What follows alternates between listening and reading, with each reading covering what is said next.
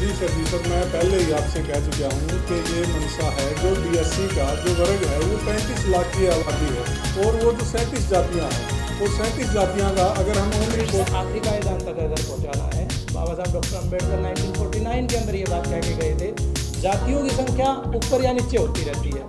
इसलिए जाति की अगर ज़्यादा संख्या किसी राज्य में हुई तो वो अपना सुप्रीम कोर्ट का एक जजमेंट आया 5 जजों की बेंच ने एक फैसला दिया कि इस रिजर्वेशन में से रिजर्वेशन दे सकती है स्टेट गवर्नमेंट। तो हरियाणा की गवर्नमेंट ने हमें रिजर्वेशन दिया और ये कह के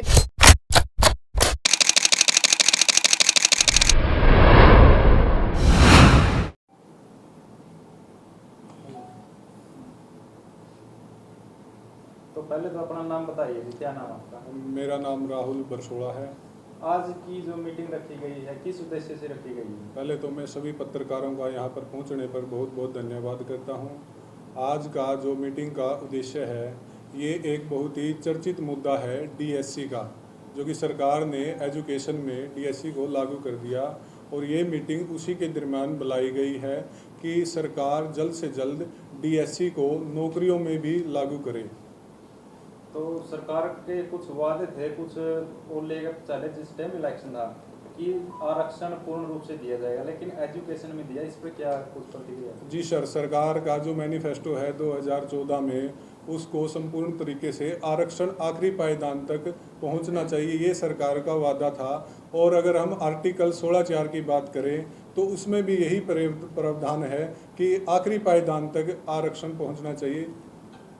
डीएससी के लोग हैं बार बार प्रदर्शन भी कर रहे हैं, मांग भी रख रहे हैं, लेकिन कोई सुनवाई नहीं है। तो इस पर क्या कुछ आपका आगे का प्लान रहेगा? नहीं, देखिए सर, सुनवाई हो रही है, ऐसी बात नहीं है। एक जनसलाब के रूप में एक जनसलाब उमड़ा है और हमने कई महासम्मेलन प्रोग्राम किए हैं। अगर सरकार ये डीएससी की मांग पूर्ण तरीके से अगर लागू नहीं करती तो जिस तरह हमने कांग्रेस सरकार को 10 साल के लिए सत्ता से बाहर किया था उसी तरीके से हम इस गठबंधन की सरकार को सत्ता से बाहर करने का काम करेंगे। अगर ये सरकार डीएससी लागू करवाती है तो हम इसका पूरे तरीके से समर्थन करेंगे। तो आज की मीटिंग में क्या कुछ फैसला गया है? आज की मीटिंग में यही फैसला लिया गया है कि जल्द ही उचाना के अंदर एक महासम्मेलन किया जाएगा डीएससी मोर्चा का। कुछ लोग बोलते हैं कि ऐसी समाज को तोड़ने के लिए इस तरह की ये चलाई जा रही है कि डीएससी बनाओ, एपी करो, इस पर क्या कुछ? देखिए, ये समाज तोड़ने का काम नहीं है, क्योंकि आरक्षण डिवाइडेशन, आरक्षण एक 19 अगर हम बात करेंगे 1994 से 2006 के आप आंकड़े निकालेंगे, जो आरक्षण अलग तरीके से अलग किया गया था और 2006 में इसको इकट्ठा कर दिया गया था। ये बात जातियां तोड़ने की नहीं है, ये बात है हमें अपने अधिकारों से हम वंचित रह गए हैं, वो अधिकार हमें प्राप्त किया जाए। जब बीजेपी सत्ता में आई है 2014 में कैथल में एक बहुत बड़ा करी गई थी, भगवान वाले दिवस मनाया गया था, उस दौरान भी कही गई थी ये बातें।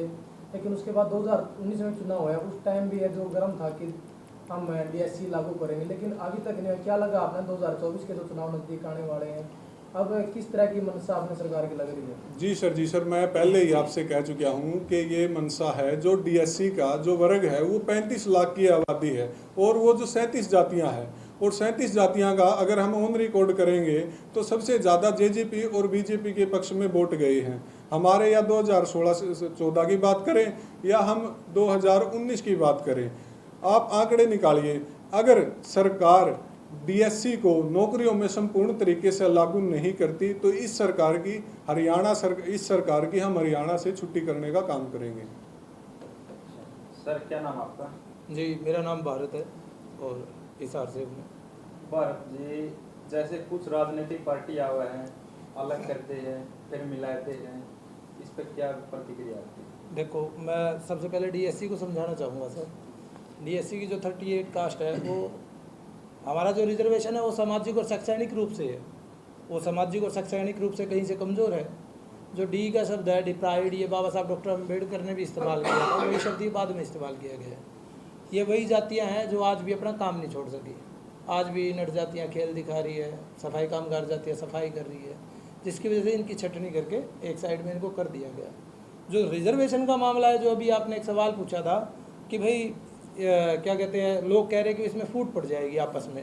1971 में पंजाब में हुआ था, 71 में शुरू हुआ, 74 में ख़त्म हो गया, वहाँ पर 2 हिस्से भी हो गए। क्या आपने कभी सुना कि वे पंजाब के वाल्मीकि जाति के, चाणक्य जाति के, चमार जाति के, रविदासिया, रामदासिया आपस में कभी लड़े? जब वहाँ फूट नहीं पड़ी। रिजर्वेशन जो है वो हमारे उत्थान का मामला है। भाईचारा एक अलग चीज़ है और उत्थान एक अलग चीज़ है। ये उत्थान का मामला है। रिजर्वेशन ओबीसी में जब मंडल कमीशन आया तो 2 सेक्शन बना दिए गए थे, वो भी नहीं लड़ रहे आपस में। रिजर्वेशन है आखिरी पायदान तक अगर पहुंचाना है। बाबा साहब डॉक्टर अंबेडकर 1949 के अंदर ये बात कह के गए थे, जातियों की संख्या ऊपर या नीचे होती रहती है, इसलिए जाति की अगर ज़्यादा संख्या किसी राज्य में हुई तो वो अपना प्रतिनिधि अपनी जाति से ही चुनेगा, और जाति हमेशा ही हमारे लिए घातक रही है। इसलिए रिजर्वेशन को आप उस हद तक लेकर जाइए जो लोगों तक पहुंच सके। बाबा साहब रिजर्वेशन के हालांकि शुरुआत में पक्ष में नहीं थे, जब कुछ भी नहीं हुआ तो उन्होंने पूना पैक्ट के जरिए रिजर्वेशन खड़ा किया, मगर उन्होंने एक किताब लिखी जो लोग नहीं पढ़ते, स्टेट एंड माइनॉरिटी। उसको जब पढ़ेंगे तो सबको पता लग जाएगा यहाँ फूट का मामला नहीं, यहाँ सबको बराबर खड़े करने का मामला है। तो मतलब जो कमज़ोर रह गए उनको उठाने का है, उठाने का मामला है सर ये। और यहाँ पर क्या है, यहाँ पर जातियों की संख्या उतार चढ़ाव में है। जैसे अगर हम बात करें 2011 की जनगणना में 2 सेक्शनों की अगर बात करें कि वे जैसे हमारी चमार कम्युनिटी की संख्या जो शेड्यूल कास्ट की संख्या है वो 50% है, और नॉन चमार जो कम्युनिटी 38 जो जातियां हैं उनकी 25% है और उनकी 25% है। ये बराबर में संख्या बांटी गई है। ये नहीं कि एक जाति से किसी को दुश्मनी होगी, जाति का मामला है, जातिगत नहीं है। अगर सोचिए आप, आज हमारे पास डीएम एसडीएम 2 है और ये भी उत्थान में हो जाए, फिर हमारे पास 10 होंगे। हम अपनी बहुजन मूवमेंट को और मजबूत करेंगे, महापुरुषों की विचारधारा को और मजबूत करेंगे। अब डीएम एसडीएम जो हमारे लोग हैं वो अन्य जातियों में नहीं है, बाबरी जाति के साथ कुछ हो जाए वो कहाँ जाएंगे? वो बहुजनों की दवाई देते घूमेंगे क्या? उनके पास भी तो कुछ अपना सोर्स होता कि लोग उनके साथ जुड़े, वो हमारे साथ जुड़ेंगे। अगर एक दीवार है उसमें से एक ही टूट के ये बात कहने लग जाएगी भी तू तो सारी की सारी मेरे भरोसे हो, तो काम नहीं चल सकता। कंप्लीट को मजबूत करना पड़ेगा। ये मजबूत करने का एक तरीका है ये एक छोटा सा रास्ता ही रिजर्वेशन। तो डीएससी समाज की किस तरह से आप आवाज़ उठाओगे? क्या हर हल्के में, हर जिले में इस तरह का एक बड़ा योगदान करेंगे? पहली बार डीएससी कोई समाज नहीं है, समाज तो कंप्लीट सोसाइटी है। डीएससी एक वर्ग बनाया गया था डिप्राइव्ड शेड्यूल कास्ट का, इसमें वही लोग हैं। आवाज़ का यही है सर, देखिए सरकार ने घोषित कर रखा है वो कर दे, हमें क्यों कुछ करना है? सरकार आज कर दे, हम अपने घर बैठे। दुश्मनी या ना किसी से है, ना सरकार से है, ना पब्लिक से है, ना किसी और से है। मजबूरी में इंसान क्या करेगा? वो अपनी आवाज़ उठाने के लिए कहीं भी निकल जाएगा। मतलब शिक्षा के आधार पर लागू कर दिया, लेकिन जो आर्थिक स्थिति या फिर पहले रोजगार में अभी तक नहीं लागू हो रहा, तो क्या कुछ आपका कोई सख्त फैसला है इसके? सख्त फैसले तो देखो सर मजबूत लोग लेते हैं, तो पहले कमजोरी आई हुई है इसलिए कि सख्त फैसले नहीं आते। सख्त फैसला यही है, सरकार भी तो उत्थान की बात करती है, तो हमारे लिए उत्थान का काम करना पड़ेगा। अब शिक्षा की अगर बात करें तो शिक्षा जो है वो हमारी प्रतिशत में बिल्कुल सही है, बट रोज़गार हमारा है नहीं। मगर यहाँ मामला रिजर्वेशन का रोज़गार से है ही नहीं, सामाजिक उत्थान से है। सामाजिक उत्थान भी तो नहीं हुआ, रिजर्वेशन तो रोज़गार का मामला ही नहीं है। अगर रियलिटी देखें, रोज़गार तो जब आएगा जब हमारा सामाजिक और शैक्षणिक उत्थान होगा, सामाजिक उत्थान नहीं हुआ।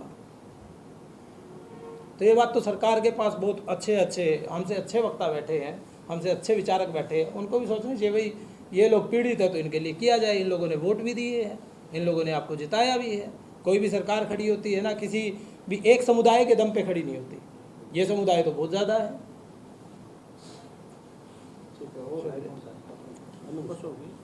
तो क्या कहना चाहोगे आज की मीटिंग के बारे में? आज की जो मीटिंग है वो जींद से शुरू होती है। डीएससी का मुद्दा जो पिछले दिनों हरियाणा सरकार ने केवल हमें शिक्षा में रिजर्वेशन दी है, दी कब है? जब सुप्रीम कोर्ट का एक जजमेंट आया, 5 जजों की बेंच ने एक फैसला दिया कि इस रिजर्वेशन में से रिजर्वेशन दे सकती है स्टेट गवर्नमेंट। तो हरियाणा की गवर्नमेंट ने हमें रिजर्वेशन दिया और ये कह के दिया कि आप डीप्राइड हैं। हरियाणा सरकार ने इस बात को मान लिया, स्वीकार किया, और यहाँ के हर डीसी को और एसडीएम को एक लेटर जारी किया कि इन 37 जातियों में से, जैसे वाल्मीकि है, बाजीगर है, डेया है, ऐसी जातियों को एससी ना गिन के डीएससी गिना जाए। इनको जो शेड्यूल कास्ट सर्टिफिकेट मिलेगा डीएससी का मिले, ये इन्होंने किया। सुप्रीम कोर्ट का जजमेंट आ चुका है। अब हम सरकार से बस ये कह रहे हैं कि इसको पूर्णतः लागू करें। वो केवल हमें शिक्षा में न देकर हर एक क्षेत्र में हमें एक समान अधिकार दें।